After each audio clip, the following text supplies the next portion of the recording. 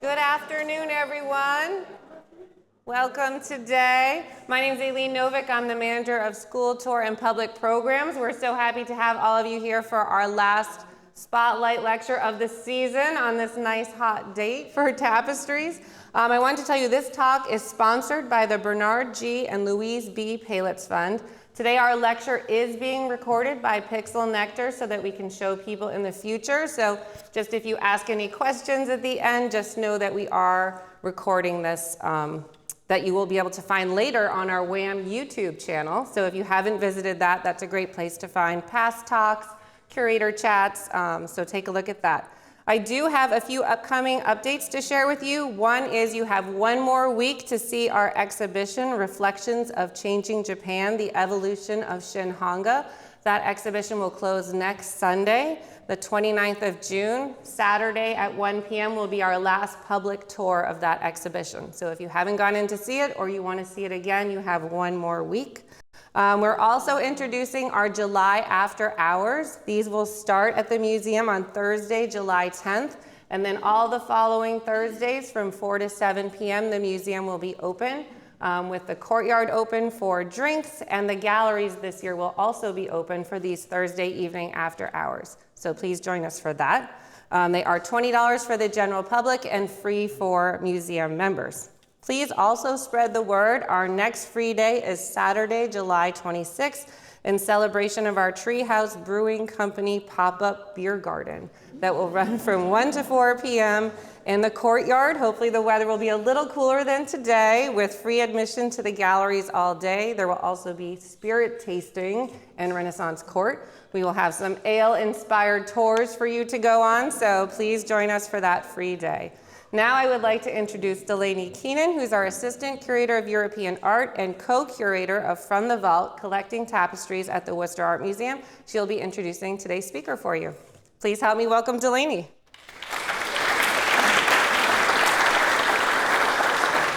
Hi everyone, good afternoon. Thank you all for being here on this extremely hot central Massachusetts summer day. And thank you to Aileen and the Public Programs Department here at the Worcester Art Museum for organizing this wonderful lecture. I am Delaney Keenan, the Assistant Curator of European Art here at the Worcester Art Museum, and I'm so thrilled to see all of you here in support of the Tapestries exhibition and our keynote speaker today. This exhibition really was a culmination of a year-long exploration into this part of our collection, including photo documentation, conservation, and really having the opportunity to show them to the public here in Worcester, but also to gather more attention for them in this collection from an international kind of scholarly tapestry community. And so under that kind of mission of getting more attention for our tapestries here at WHAM, I have the distinct honor and pleasure of welcoming Thomas Campbell here to the Worcester Art Museum for this lecture. Tom Campbell, Tapestry Tom, you may refer to him as, is truly the world expert, a leading scholar and curator and thinker about woven material across millennia.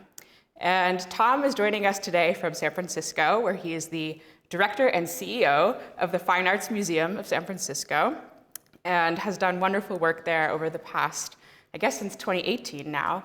Prior to that, Tom was the director of the Metropolitan Museum of Art in New York from 2009 to 2017, and for many years before that was curator in the Department of European Sculpture and Decorative Arts at the Met. But Tom's connection to tapestry is much more than just curatorial, but is really deeply scholarly. He has degrees in this material from Oxford and the Courtauld Institute of Art, and was instrumental in establishing the Francis Tapestry Archive in London, which is still really the go-to for anyone doing research on tapestry material. So I'm absolutely thrilled to have Tom here in Worcester, and today he will lecture and speak about kind of the history of tapestry, and then we'll do a bit of a Q&A, which I will moderate. And I really hope you've all had the chance to see the exhibition, and if not, make sure you pop into the exhibition after this talk, or between now and July 27th when the exhibition closes. And this really is a once-in-a-generation opportunity to see this material. You know, this exhibition is an occasion, and I would say this talk is an occasion within that occasion. So, Tom, please come up to the stage and join me in welcoming him.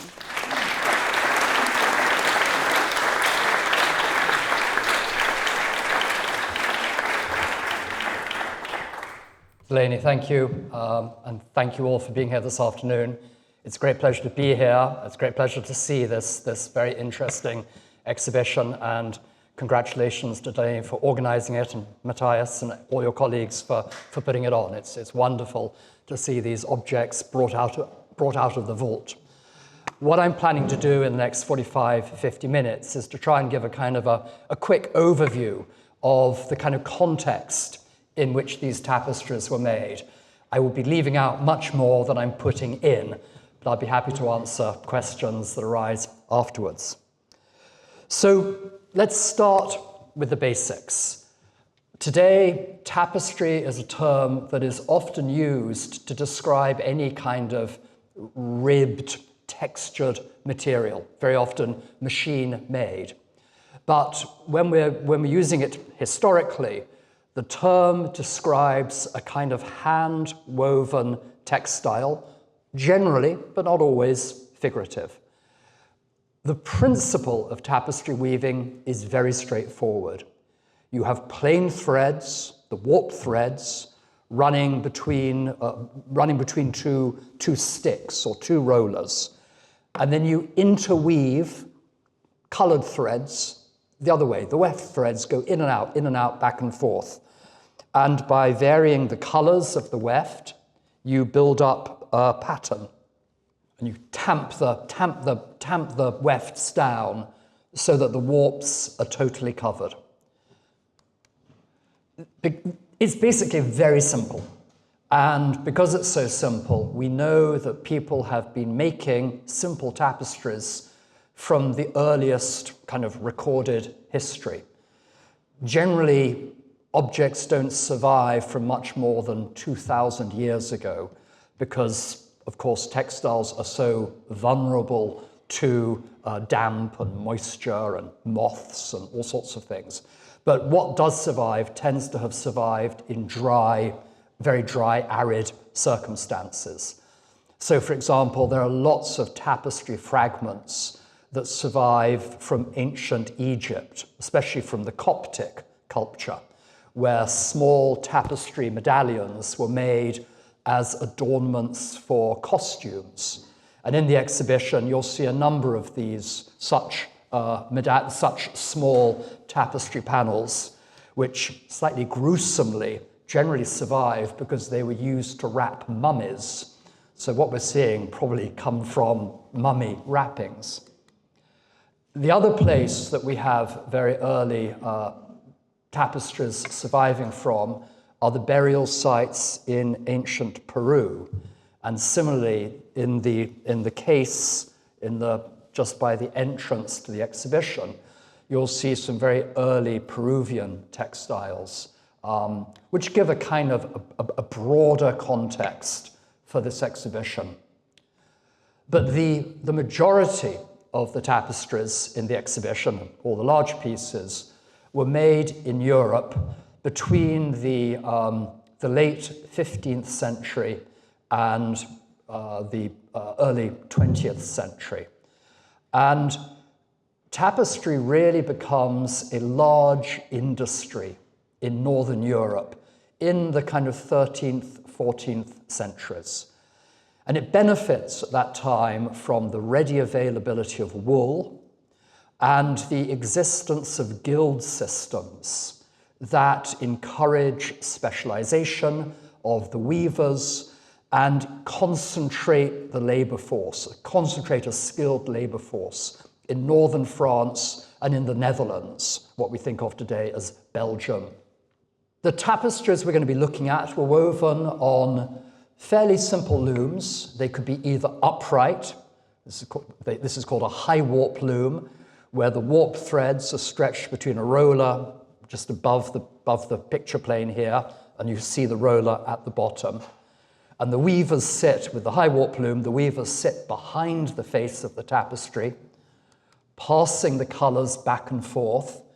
The wefts are wound on these bobbins, a little bit bigger than a pen. And when they want to use a particular color, they pull on the drawstrings attached to alternate threads above to create what we call sheds. Pull the threads to create one shed, let the threads go, you create the other. So you pass the colored thread back and forth. Or, and most of the tapestries, I think, upstairs were probably actually woven on low warp looms, which is the same principle, but the warp threads are stretched between horizontal rollers. Here's one, about 1.5 meters away from the weaver. The other is back here. The advantage of the low warp loom is that the weaver controls the sheds, the separation of the warp threads with foot pedals. So the weaver has both hands free to pass the color back and forth. So it can be a quicker process. And the other great advantage is that the tapestries we're looking at, pictorial, visually complex, are copied from a full-scale painted design that is known as a cartoon. And in the high warp loom, the cartoon, the weaver starts off by pinning the cartoon against the threads and tracing it out on the plain threads. But then they hang the cartoon behind them. So they're constantly turning around to refer to details, to the colors.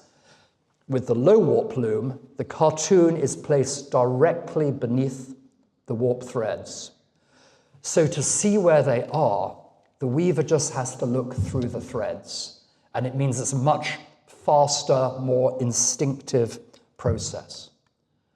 And as you see here, really kind of from soup to nuts, the passing of the thread back and forth, the creation of different color areas, and the use of the comb to tamp the threads down so the warps are totally covered. It's simple in principle, but the people who are making the tapestries that we see in the exhibition today were highly skilled. Many of them became apprentices in their young teenage years. They would serve apprenticeships of several years before they would have the opportunity to become a journeyman, and only a few would go on to become sort of the master weavers who would weave the most complex areas, the faces, the landscape details, and so on. But it was a big industry. Tapestries were very attractive to the rich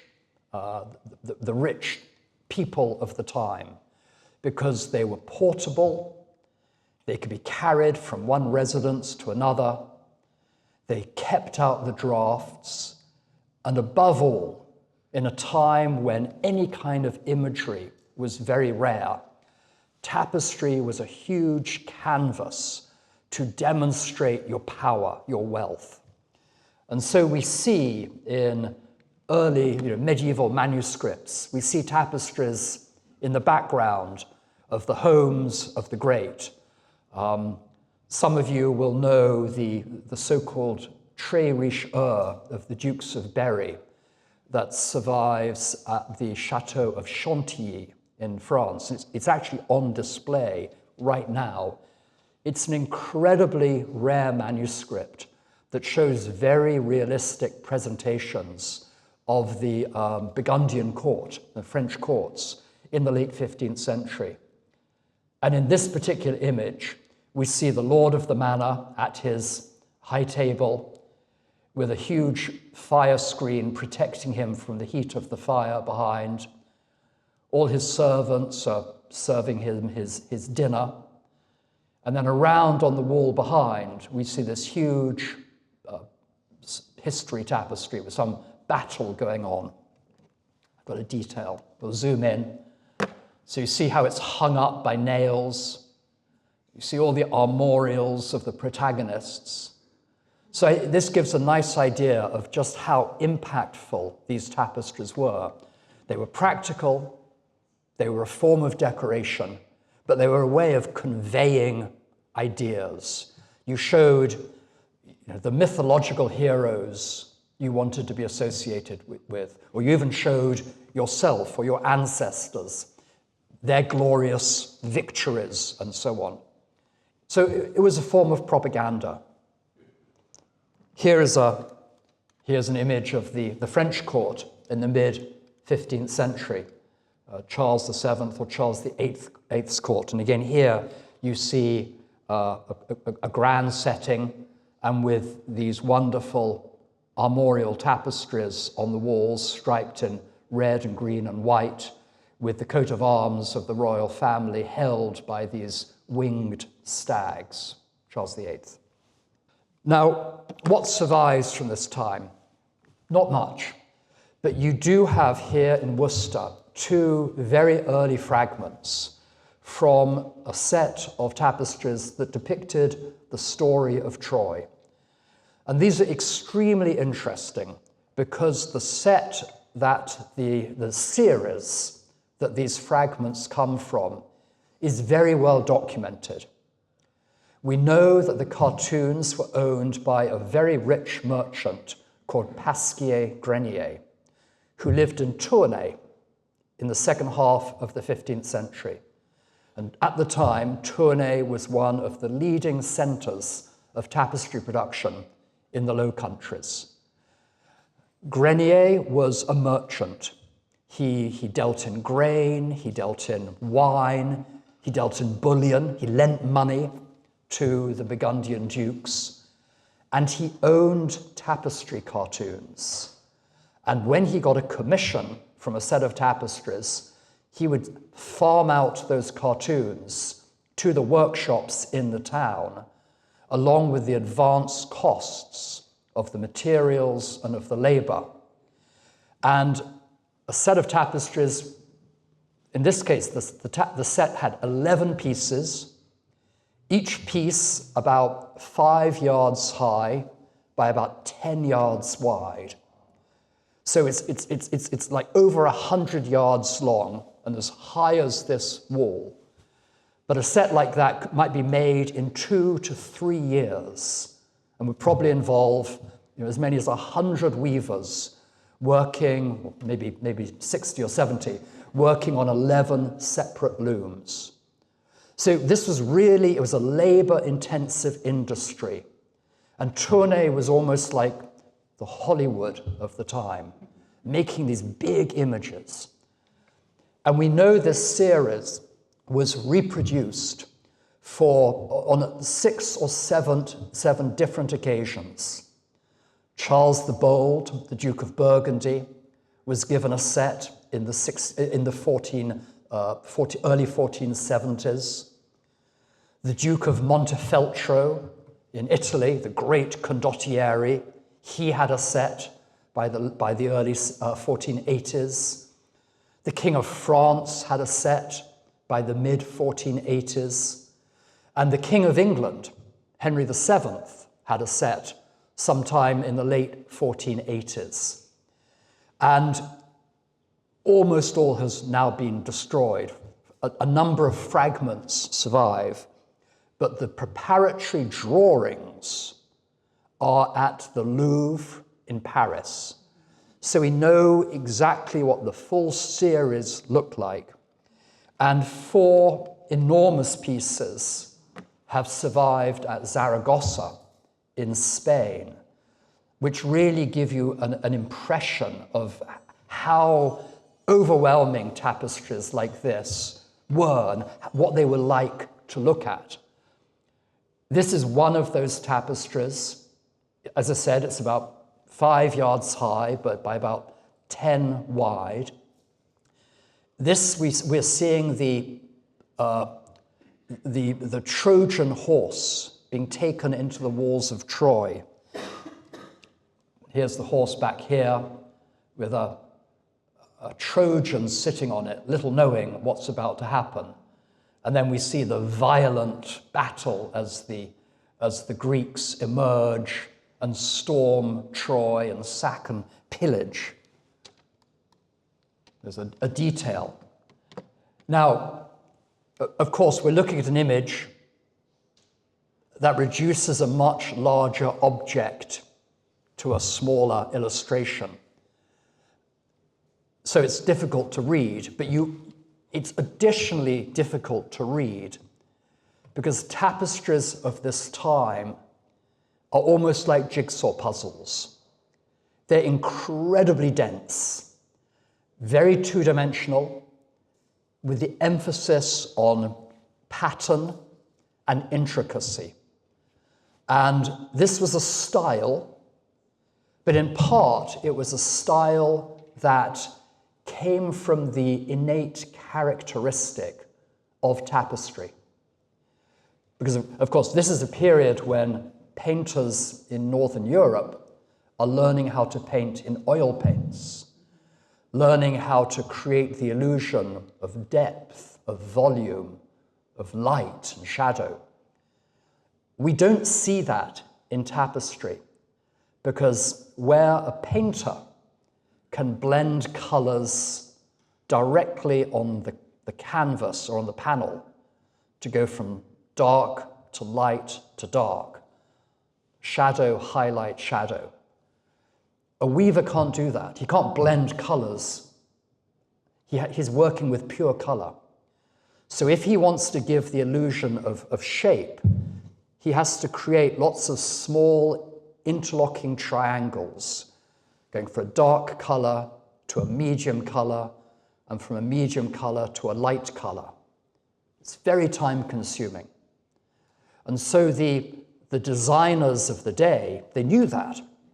And rather than trying to create illusionism, instead they created this visual complexity. And it gave people something to look at. Many of these tapestries were being hung in the great audience halls of the time, where people had to wait a long time to kind of have the audience with the king or the noble. And so these tapestries gave people something to look at and to puzzle. And very often there are inscriptions in Latin or French or German or Italian, depending on who it was being made for. And you even have names within the tapestry identifying the figures. And that's what you'll see in the fragments of the Trojan War tapestries upstairs. The other very typical form of tapestry production in the late Middle Ages were so-called millefleurs, these beautiful tapestries that are covered in the appearance of thousands of flowers, sometimes with figures, sometimes with coats of arms. This is a coat of arms made for Charles the Bold, contemporaneously with the Troy tapestries that he owned. These were probably made in Brussels, and this one survives at Bern in the Historisches Museum. Here's the detail. And here too, we see weavers and designers responding to the innate quality of tapestry, because these plain grounds don't require a lot of skill, and the flowers are portrayed in a relatively two-dimensional form. So they weren't too difficult to make. And the weavers could, make large, all-surrounding ensembles of millefleur tapestries relatively quickly. There's a lot of talk nowadays about immersive art experiences, very often associated with digital projections. Tapestries were the true, original, immersive experience. From the late 15th century, Tournai and other centers are gradually displaced as the center of highest quality production by Brussels, which is where the Burgundian dukes had their main seat of power, and where there was a great artistic center.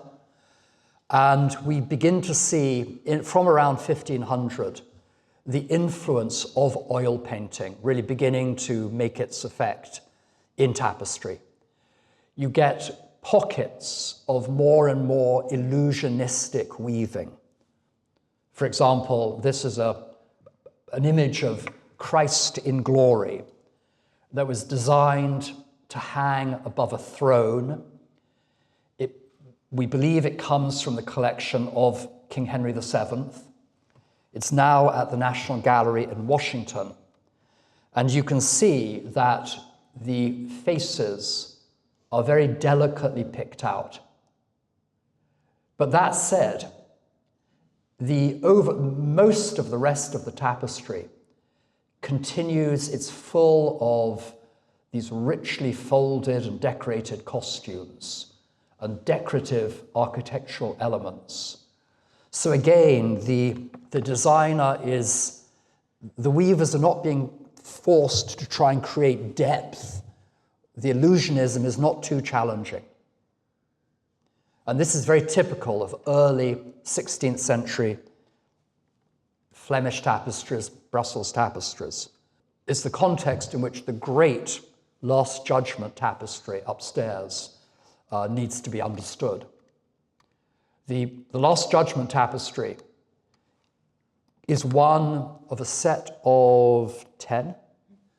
And here too, this is a design that was very popular in the early 16th century. It told the story of the fall of man and the redemption of man through Christ's sacrifice. So fundamentally, it's a Christian narrative that is acted out over these 10 enormous tapestries. But the narrative is then intertwined with a story of an allegorical story of mankind and a kind of prodigal son narrative, which was very familiar to contemporary audiences from the cycles of miracle plays that were performed in cities across Europe. So you have these allegorical figures representing peace and mercy and justice and then all the vices. And the first set we know about was made also for King Henry VII. Only one piece survives. This is that piece which was exhibited at the Metropolitan Museum and on tour afterwards. What now looks grey is actually gold thread. But this series was repeated for other rich patrons. And the piece that is now upstairs is one of a set that we believe was made for the Portuguese king sometime around 1510, 1515. And I really urge you to go and take a look. If you haven't already done so, go and take a look at this after the lecture. It's an absolute delight. It's an embodiment of this style of design I was talking about, where the illusionism is largely concentrated on the very finely woven faces, and much of the tapestry is taken up by these beautiful, richly folded gowns and all the costumes. But in amongst the figures, especially as you've got the saved on the left, here's Christ in glory. Here you have the souls who are saved, people rising up from their tombs. And then on the right-hand side, you have the damned being dragged down to hell. And there are all sorts of wonderful, hellish monsters dragging them down. But it's a beautiful, rare example of Brussels weaving of this time. Now, this is something I'd also suggest you do when you're in the exhibition is, you can think about the development of style over the time periods. You can also think about quality. This is a fine quality Brussels tapestry. It's woven by skilled weavers from finely dyed wool and silk. It's not the highest quality, which included silver and gold thread, but it's the finest quality below that. But of course, tapestries like this were being made for the very richest. Tapestries were also being made in a much kind of coarser materials for, not poor people, but for sort of gentry. And a very nice example is in the exhibition. It's this image of Godfrey of Bouillon, who's one of the so-called 9 worthies from the Old Testament, from classical history, and from modern history. Geoffrey was famed for his role in the Crusades in the Middle East. And this piece, in contrast to that very finely dyed, very finely woven Brussels tapestry, if you look at this carefully, you'll see the threads are much coarser, the range of color is much more limited. And so this is a very nice example of a kind of more mid-range sort of tapestry. And the rich people of the day would actually deploy different grades of tapestry to dramatize the importance, the sequence of rooms that you would go through when you were approaching an important like a throne room or a reception room. So you would have the coarser tapestries out in the rooms furthest from the nobleman. And then you would come through to rooms of just tapestries with wool. Then you would come through to tapestries with wool and silk. Then, if you're with the king, tapestries with wool, silk, and gold. And the throne itself would probably be hung with so-called cloth of gold, which was a form of velvet brocaded with gold thread that was being made in Italy and in Spain at the time. Well, the seismic event that really changes the course of tapestry design is the commission that is sent to Brussels by Pope Leo X in the 1510s. The popes are great patrons of tapestry, buying them from workshops in the Low Countries. They're mostly, until this point, buying what's available with this Flemish style of design. But in the 1510s, when Leo was having Raphael in his workshop redecorate the Vatican Palace with their incredible illusionistic frescoes, the idea came to try and commission tapestries that would be as illusionistic as the frescoes. And so Raphael paints a series of this is Pope Leo X. The goal of this first set of the destination of this first set of tapestries is the famous Sistine Chapel, which has recently had its ceiling painted by Michelangelo between 1508 and 1512. The most incredible display of artistry and patronage you can imagine. So Leo wants to go one better. What does he do? He commissions tapestries to hang around the lower walls of the Sistine Chapel. Raphael's cartoons fly in the face of everything that has happened in tapestry design before. He portrays life-size figures, muscular, in movement, in clearly defined space. And there's no question that the Brussels weavers were challenged, but they were extraordinarily skillful, and they reproduced his designs with great fidelity, using very fine warp and weft, very subtly dyed colors, and the tapestries were to kind of revolutionize tapestry design in the Low Countries. So this is the cartoon of the miraculous draught of fishes. This is the tapestry woven from it. It's in reverse because the weaving process on the low warp loom reverses the design. This is the back of the tapestry, where you see how intense the original colors are. And this is the tapestries as they were hung in the Sistine Chapel in 2020, on the 500th anniversary of their first installation.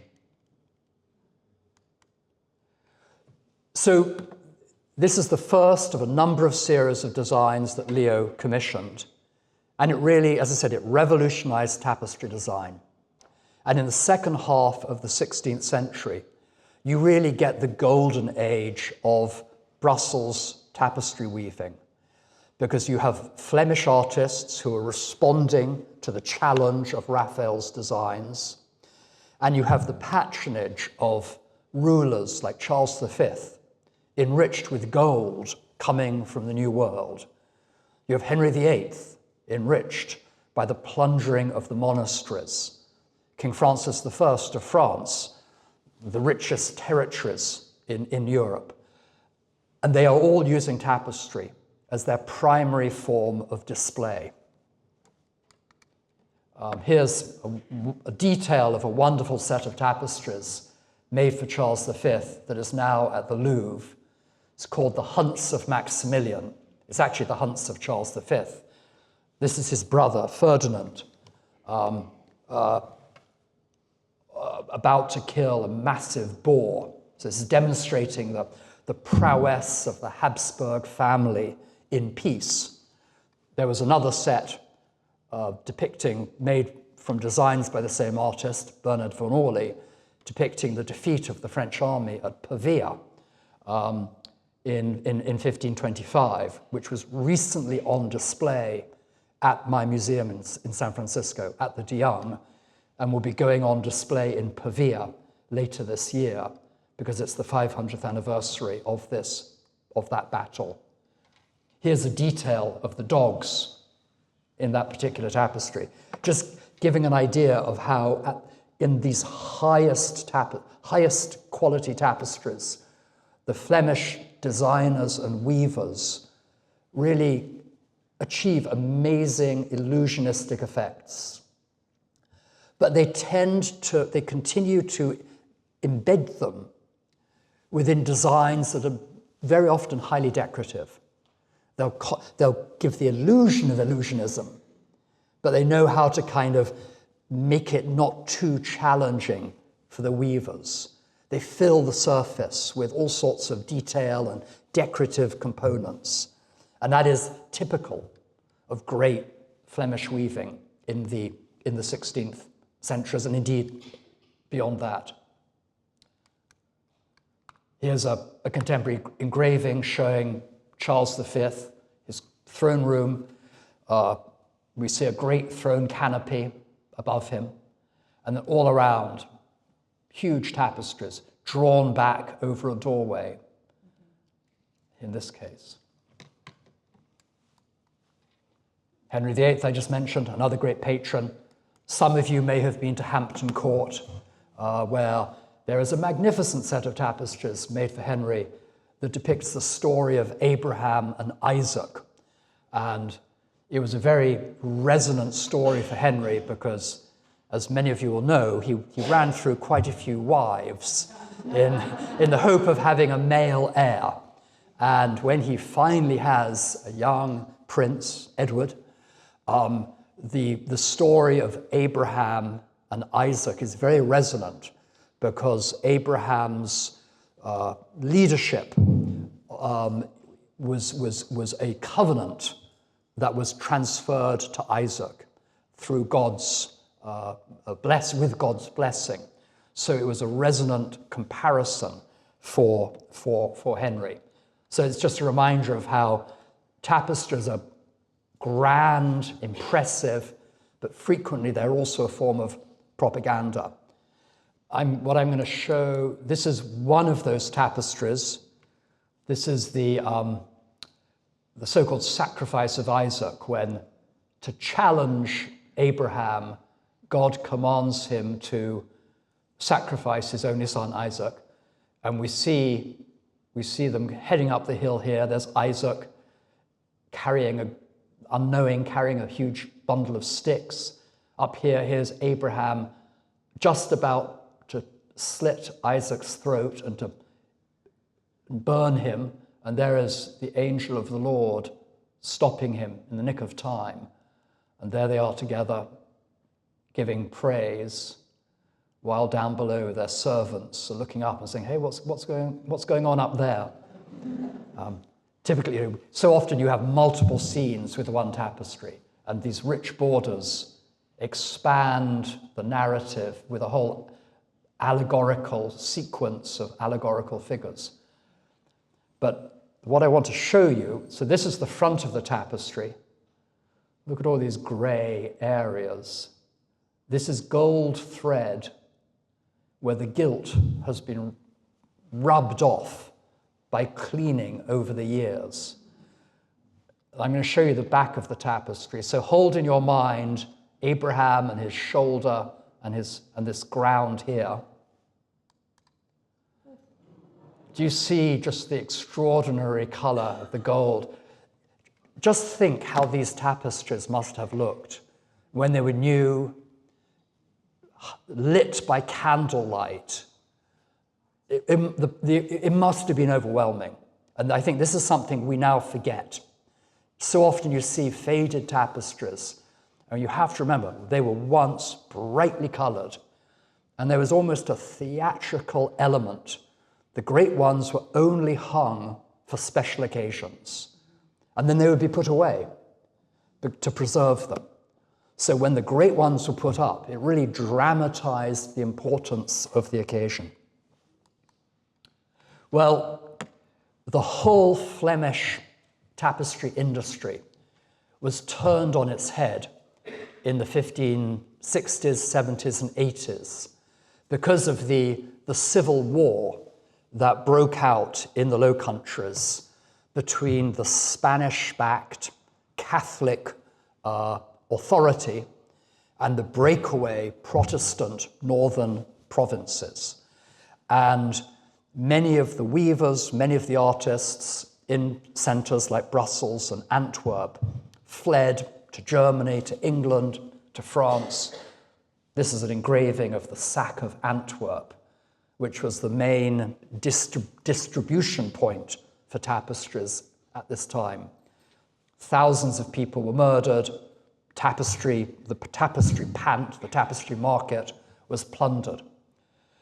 And if the story of tapestry production up to this point has really been the story of Flemish tapestry production with small workshops elsewhere, as we come through into the 17th and 18th centuries, it becomes much more dispersed, with major centers in France, in England, in Germany, and so on.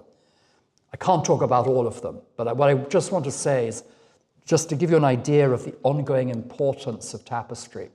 Oh, well, before I get there, one of the impacts of this dispersal of weavers was the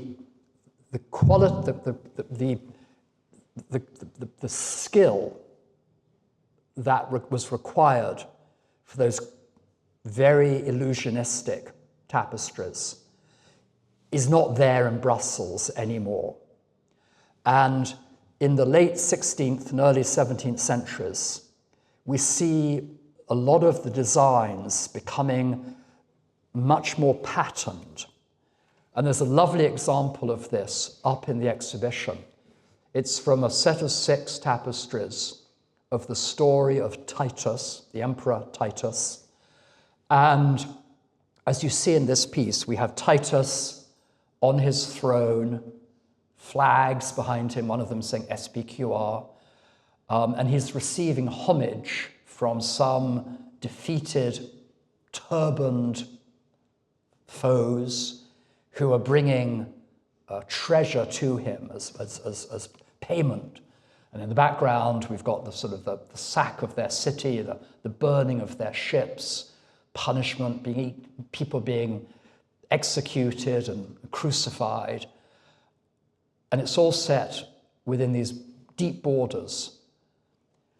But if you think back to those Raphael tapestries I just showed you, where the emphasis was on musculature, on space, here we're back to the emphasis on pattern. Look at the patterning of the robes of this figure. Look at the way the ground is covered with flowers. Look at the way the borders, also full of flowers and small decorative elements. The main figurative subject almost becomes, this is a storiated tapestry, but it's almost subsumed with the kind of the more decorative aesthetic of the design. And this is very typical of tapestries of the late 16th and early 17th centuries. This is a comparable piece made in a new workshop set up in Delft by a weaver called Spearing, who supplied tapestries to all the northern courts at this time. It's from a story of Diana. And again, you see all sorts of narrative elements secreted away within this beautiful, beautiful landscape. Well, the industry bounces back in the 1620s and 1630s. Brussels recovers, aided in part by the sourcing of designs from artists like Peter Paul Rubens and Jacob Jordaens. This is one of a set of tapestries of a classical subject, the story of Decius Mus, designed by Rubens for the Brussels workshops in the 1610s. And you can see here how Rubens goes back to the big figures of Raphael. He's very much inspired by Raphael. And there's a glorious period through the 17th century where you have collectors, the rich collectors of the day, buying antique tapestries, buying decorative tapestries, buying tapestries from designs by Rubens and others. Really a sophisticated moment of tapestry appreciation. None more so than King Charles I, who of course is famous for his fascination with, he collected old master paintings like there was no tomorrow. And when you read the history of when you read about art history, he's always cited as one of the great patrons. He bought all the Gonzaga artworks in a huge lot buy in the late 1620s. What you don't read is that he spent as much money on tapestries as on paintings. For me, art history really emphasizes painting to a fault, because tapestry continues being the medium of magnificence. In fact, Charles set up his own workshop at a town called Mortlake on the outskirts of London, where he had tapestries made from, amongst other things, the Raphael cartoons. He bought the Raphael cartoons and had them copied and had new borders designed for them. And the set made for him is now in the French government collection in Paris in storage. This is one of them. This very elaborate allegorical border, with all this playful putty, but it all adds up to an allegory of Charles's divine right as king, which of course is what got him into trouble, and he lost his head. After Charles's execution, there was something like 1,700 tapestries in the British Royal Collection. And there was a huge sale of all the art, the paintings, the sculptures, the tapestries, and it was all snapped up by continental collectors.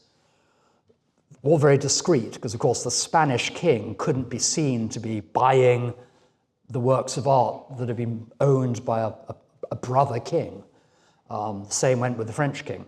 But in fact, many of Charles's greatest tapestries ended up in the Spanish Royal Collection, or in the collection of Spanish noblemen and in French noblemen and in the French king.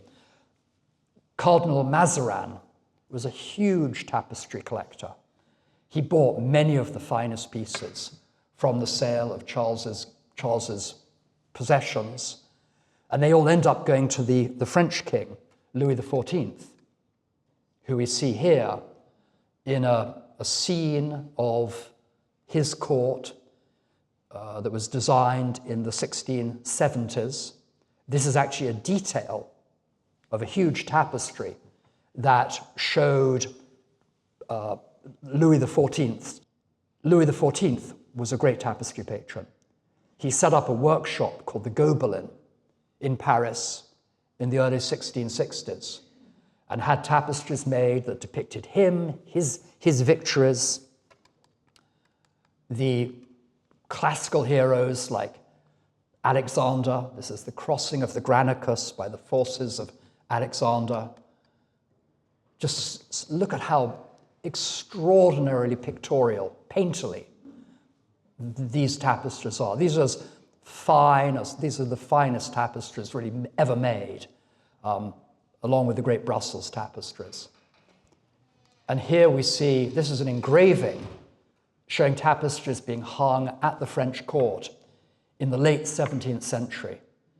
And again, it just gives an idea of what an immersive experience these great tapestry displays were.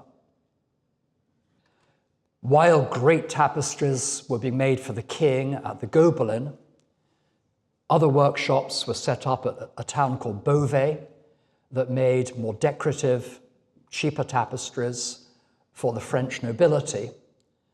And then at the town of Aubusson, down in central France, encouragement was given to workshops there to make kind of cheaper tapestries for the sort of the gentry, for the gentry, for the sort of the bourgeois, the well-off bourgeoisie.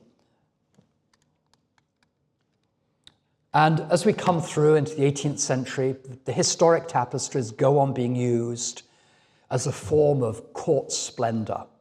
They're antiques, and they would be hung for the great occasions. This is the coronation of William III, and on the walls around him we see huge this is Westminster Cathedral, and here is one of those Abraham tapestries. It's the circumcision of Isaac, which is the image that really enshrines the transference of God's covenant with Abraham to his covenant with Isaac. So it's the perfect backdrop to this quasi-magical moment of the transition of the English monarchy from one monarch to another. During the 18th century, tapestry goes on being a very popular art form, increasingly decorative, in spirit with the Rococo's taste of the times. Francois Boucher makes many beautiful designs for the Beauvais workshops in France. Here is one of his Italian pastoral scenes, now at the Metropolitan Museum. You see how wonderfully such designs would go with the kind of gilded Rococo furniture of the time with its faux frames. Another very popular series designed by Boucher, the so-called Boucher aux alentours, Boucher with the surrounds, where you have these faux paintings woven in faux damask grounds with flowers and birds. Again, sort of this all-surrounding concept. And the Brussels workshops go on making very dramatic tapestries showing battle scenes and victories, as well as more decorative genre scenes. And the weaving of the time becomes ever more capable of reproducing painterly effects. This small panel upstairs looks like an oil painting from a distance. We don't quite know what it was. Is it a fragment of a larger tapestry? Was it a presentation piece made by an apprentice showing that they, as their masterwork to become a master weaver? It's whatever the cause, it's a beautiful panel. But this really was the high point of tapestry production, because it's a very expensive medium. It really is a medium of the aristocracy. And of course, what happens is that in the late 18th century across Europe is that through the various revolutions of the time, the long-standing royal families and aristocracies are displaced. And the patronage of so many of these workshops is removed, especially in France with the French Revolution. It's already happened in England long before, of course. And tapestry really goes out of style in the late 19th and through the first half, late 18th and through the first half of the 19th century. We see people, the Rococo style has given way to neoclassicism. Neoclassicism calls for wonderful neoclassical plasterwork and silk, lighter palettes, and tapestry is not. It really goes out of fashion. And we see it lingering on in so-called tapestry rooms, in the grand palaces and the grand houses of the day, very often hung over by paintings. And it's a period of terrible destruction. The number of times I've followed tapestries through, important tapestries, from the Middle Ages all the way through to the late 18th century, from one inventory to another, and then they'll disappear around 1800. And the Napoleonic troops were especially bad, because wherever they went in Europe, they would burn the tapestries in the hope of extracting the gold and silver thread. So it's a period of terrible destruction. But in the late 19th century, there is a kind of revival of interest, partly on weaving. You have people like William Morris, the arts and crafts movement, championing medieval art forms. So Morris himself sets up a workshop near London, Merton Abbey. And then the other thing is you get all the rich Americans who want to decorate, all the robber barons who want to decorate their palaces in New York and Pittsburgh and across the country with European antiquities. And you have, here's a wonderful cartoon of the time of Pierpont Morgan with his magnet, the power of the dollar, and all of these tapestries and suits of armor and being sucked across the Atlantic to the East Coast. And in the late 19th and the early 20th century, there was this wholesale transition of European artworks, which is where, you're the founders of the Wadsworth Athenaeum and of the Higgins collection. This is the period when this was the style. This was, the arms and armor, the tapestries were very in vogue here. And we see dealers like Duveen and French and Company buying European art wholesale and outfitting huge apartments and houses across America. And that's when tapestry comes back into style. That's when many of the objects we see upstairs, like the Titus, was owned by the Vanderbilt family, Whitney family. Gertrude Vanderbilt Whitney, thank you. It's when Rockefeller bought the wonderful unicorn tapestries. But with the Wall Street crash, the 1930s, the grand faux European interiors of the time go out of fashion, and many of these tapestries end up being sold off or gifted to museums in the 1930s and the 1940s.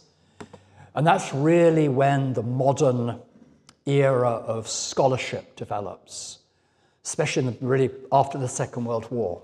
We start seeing museums leaning into cataloging their collections. And if you're interested, there's a plethora of wonderful catalogues that are now out there, cataloguing many of the most important collections in the country.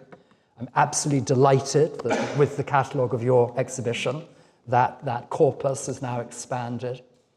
I myself, I played my bit. I organised some big exhibitions at the Met, Tapestry in the Renaissance. I don't think you can see anything there, but Tapestry in the Renaissance was in 2002.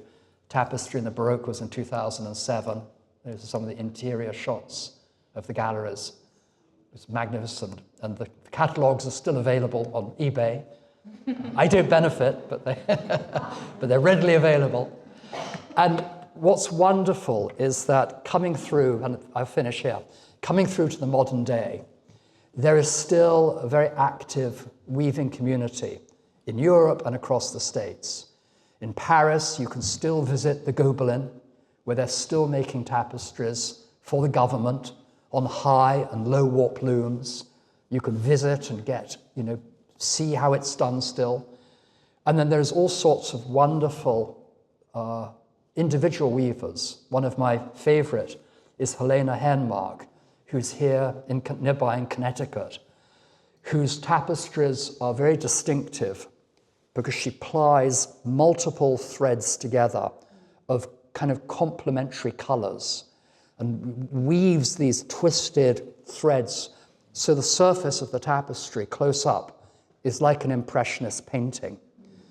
You see this rich blend of colors, but when you step back, you get these lovely, mostly natural woodland scenes and flowers, but there are a number of these in public collections nearby. I absolutely suggest you search them out. There's also a whole movement of machine-woven tapestries, where people are using modern technology to feed images into a computer that then tells these big mechanical looms how to weave, which colors to put where. I'm a little less enthusiastic about this myself. I see all the weavers in the audience shaking their heads too, because it's mechanical. It's not the hand-placed thread of traditional weaving, but sometimes it can be used very interesting. This is an artist called Daisy Ginsberg, who has used this technique she's actually a gardener, and she creates gardens that are supposed to attract pollinators. And this huge tapestry on one side is a kind of recreation of a traditional millefleur. Got to go in close. There's Daisy, and there's that front of the tapestry. What I don't show, but on the other side, it shows what the flowers look like to the pollinators. Well, what scientists think they look like. So it's a very different palette. So people can use these machine-made weavings, I think, in interesting ways. And then, of course, you've got the weavers like Deirdre Bracken, who of this piece is in the show upstairs, for whom the weaving is almost a performance, where he starts off, he stops, there are loose threads hanging, he cuts it, he collages it, and it becomes a very, the tapestry is almost, or the textile is almost a record of his engagement with the making of it. It becomes a meditation, meditative in a different way. So all this to say, weaving is alive and kicking, but sadly we don't see that many tapestries in museums. And so again, I want to congratulate Delaney on organising this show, which is a wonderful opportunity to see objects from the vaults here. And I've gone, my God, I've gone much longer than I meant to. But I thank you for your attention, and I'm very happy to answer questions.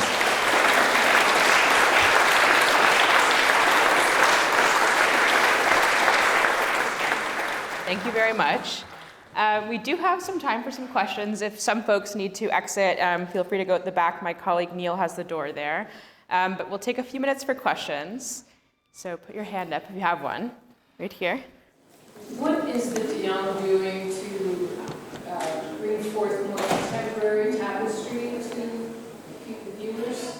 What is the De Young doing for contemporary tapestry? Well, we are collecting.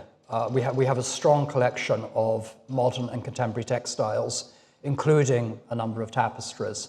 We don't, at the moment, we are in a bit of a bind because our textile galleries are being used primarily as an exhibition space. We're, as part of our efforts to bring an audience back, we're having to after COVID, we're very dependent on exhibitions. So to always have an exhibition up, we have our big exhibition space downstairs, and then we're using our textile galleries as the secondary exhibition space. But we have plans. One, we're planning to build a new exhibition space so we can give the textile galleries back to the textile department. And we have a number of projects about modern textiles in the works. And the second part of that question is, what is when? Well, this exhibition is one of the things we're doing. And of course, acquiring the Diedrich Brackens for us was a kind of major step in thinking about contemporary weaving. But of course, the museum collects textiles at large, not just weaving. We recently acquired some beautiful Indonesian batik cloths, for example. So we're thinking about textiles in general, but we have the same kind of issue of gallery space, but also conservation concerns, right? We are very strict on showing our textile material here for the better, to kind of keep it, for future generations. So, yeah. And there's also storage. And storage, of course, yeah. And more questions, one right here. I'll give you the microphone. What were the typical dyes used to get such vibrant colors? Until the 18th century, most of the dyes were natural dyes, woad and so on. And some have lasted well. The reds, blues, and greens of historic tapestries, especially the wools, very often survive quite well. It's the silks where the lighter colors, the lighter spectrum was often used, the light yellows, the light greens, the pinks, the light blues. Those tended to have faded much more. And then you come through to the late 18th and 19th century, where you get a whole new palette of chemical dyes. And very often those survive much less well than historical dyes. So it's not unusual to go to the Met or to some of these other museums that have had tapestries on display for a long time, and modern restorations will have faded faster than the historic tapestry. And that's actually the case up here, upstairs, with the Godfrey of Boulogne tapestry. Down in the bottom right-hand corner, there's a big patch that has faded. It looks kind of bright, sandy colored. It's faded much more rapidly than the old tapestry around it. We have another question back here. Hi, I was wondering about the relationship between the market and the collector and production. So when you're going back to these late 15th century, early 16th century, and having people that are commissioning at the higher level with silver or gold, is the commission such that someone gets to commission a cartoon and see it ahead of time before it's actually produced? Or are they shopping the cartoons such that you're not able to say what you want made? Sure. It's a very interesting question. A lot of tapestries were being made on speculation by the rich merchants and sold, they'd send them to Antwerp or Bergen op Zoom, wherever the fairs were, and then people would come in from around Europe and see what was available. But those would also be the occasions when they might commission new designs. And they might be looking at drawings. We can make something of this quality, but this is the design. So sometimes they would be commissioning things in advance. And then for the very rich or discriminating patrons, you also get them sending their own designs. So like Pope Leo X, he got Raphael to create these designs that he painted in Rome that were then sent to Brussels. But the next sets that were made for the Pope, the drawings were sent to Brussels, and the drawings were turned into full-scale cartoon in Brussels by specialist cartoon makers. So all this to say, there are a variety of different routes. And of course, the most interesting art historically, when you get a patron commissioning an artist and really leaning into the creation. I think we have time for one more. Question here. I'm interested in the interaction between embroidery and tapestry. I'm thinking of the so-called bayou tapestry, which is an embroidery. Yes. Yes, it's sort of the bayou tapestry is the famous misnomer. It's an embroidery, but of huge scale, and we know that along with tapestries, especially in the early medieval period, there's an extensive use of embroideries. Embroideries don't require the same sort of resources that the tapestry industry required. So while the tapestry industry tended to be localized around centers of production, where you get the combination of skilled weavers and rich merchants, with embroidery, you get a lot more piecemeal manufacture. Cheaper embroideries being made, in London, in Paris, and anywhere, because all it took was a bit of cloth and some colored threads. And then the courts of the day would have their own royal embroiderers. So Henry VIII had his own embroidery workshop. Elizabeth I had her own embroidery workshop. So they would be working locally to make armorial embroideries, rich cushions, and so on. But they would still be sending tapestries. They'd be buying from the Brussels workshops. But it all coexists to create this fabulously sumptuous setting. So when you go to the French chateaus, or you go to the English castles, or you go to the Palazzo in Italy, what tends to survive is the architecture, sometimes frescoes, but they tend to be cavernous spaces. And what we're not seeing is the richness that was given to those settings by the textiles. Aileen has signaled to me we have time for a couple more questions, and then I will make some brief closing remarks. I see we have Steve here. I was interested in the division of labor. You talked about the apprentice, the journeyman, and the masters. Were they working side by side on this? And were the masters doing the intricate things and they were having the apprentices doing some of just the plain colors and whatnot? We don't have that much documentation, but that's what happens in modern practice when you go to the workshops in Beauvais and the Gobelin in Paris. And we also, what we know, where there is documentation, it's clear that the most skilled weavers were paid most, and they were the people who wove the faces and the naked bodies or the detailed landscapes.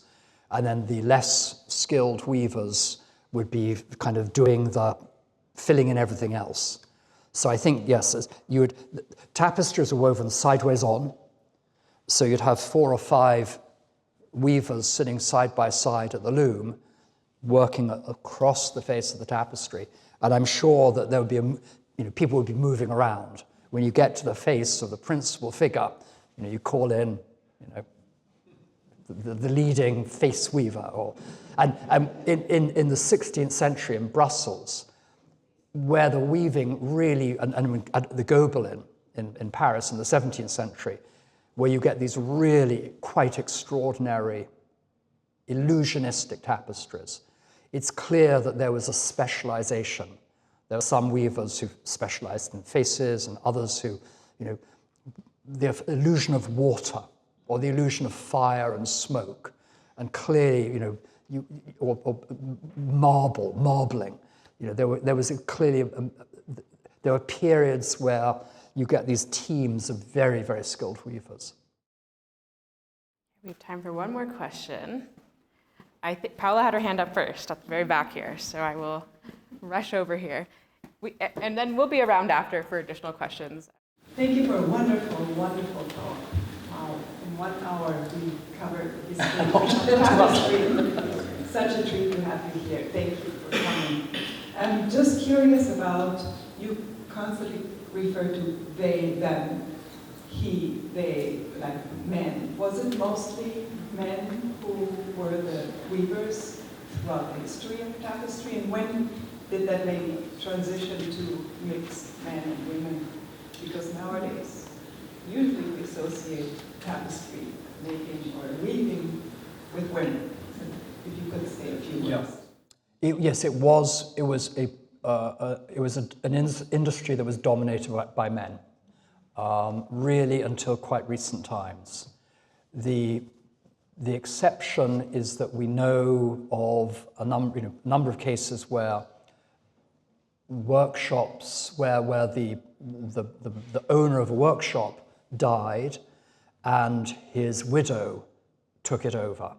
And so there are a number of very well documented cases in Brussels, in Lille and elsewhere where the widow of the master weaver becomes the lead figure.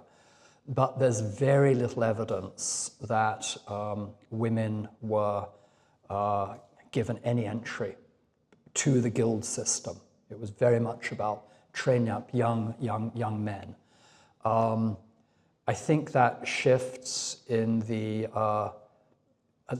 late 19th century at the Gobelin, and then of course during the 20th century, as so much weaving has become sort of a kind of a creative forum for whoever wants to go there. Then now I would say many of the most interesting contemporary weavers are women. Well, thank you all so much for coming. This has been a real pleasure to have you all here in kind of celebration of the exhibition and of Tom's wonderful lecture. I want to have a few acknowledgements and thank yous briefly. I'd like to acknowledge Claire Whitner, who's our Director of Curatorial Affairs, and James A. Willou, Curator of European Art, who collaborated on this project with me and really supported bringing the project to life. It was wonderful to work with her on the catalog as well. And I must also thank our conservation team for supporting this kind of monumental occasion here at the Worcester Art Museum. Of course, we have our in-house conservation team directed by Matthew Cushman, and we contracted with some wonderful textile private conservators, including Camille Myers-Breeze, who's here today. And so I really do need to thank our leadership team, Matthias and Claire as Director of Curatorial, for supporting this visionary project here. And in the remaining time, the museum is open until 4 p.m. today. I would encourage you to spend time in the exhibition, go take a look. We're going to head down there now, and you may be able to ask Tom an extra question or two. So thank you all very much.